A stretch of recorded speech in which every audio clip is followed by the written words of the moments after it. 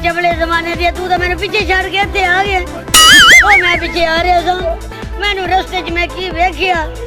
मैं खजूर दे ओले ते निकलिया ना ते मैं अगे की वेखना कि एक बड़ी सोहनी खूबसूरत हसीन और जमील चिट्टे रंग दी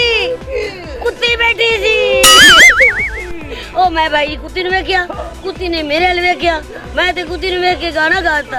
ओ तेरे नैना ने कीता ऐसा जादू मेरे ते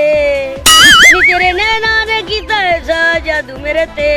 नी सोनिया खवालिए मैं रह गया तेरे ते ओ तो भाई जी पै गई मेरे ते अपने 10-12 कुत्ते लेके लग मेरे पीछे गई पर मैं नहीं डरिया है तू दलेर तू बहादुर सक्की मां प्यो दी ते इत्थे खड़ी रवी मैं अपना जाती कुत्ता लेके आना आओ मेरे नाल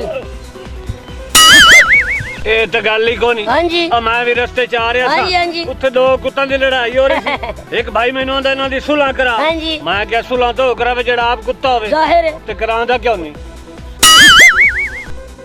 ਉਹ ਮੇਰੀ ਗੱਲ ਸੁਣ ਉਹ ਵੇਲਾ ਹੀ ਫਿਰਦਾ ਰਹਿਣਾ ਉਹ ਕੋਈ ਕੰਮ ਕਾਰ ਵੀ ਕਰ ਮਰ ਲਿਆ ਕਰ ਕਿਹੜਾ ਇਹ ਭਾਈ ਜੀ ਇਸ ਤਰ੍ਹਾਂ ਕਰ मैं नस नस के पागल हो गया बड़ी गर्मी बड़े बुरे हाल तो इस तरह कर ऐ फड़ 5 दे नोट अच्छा बर्फ लेके आए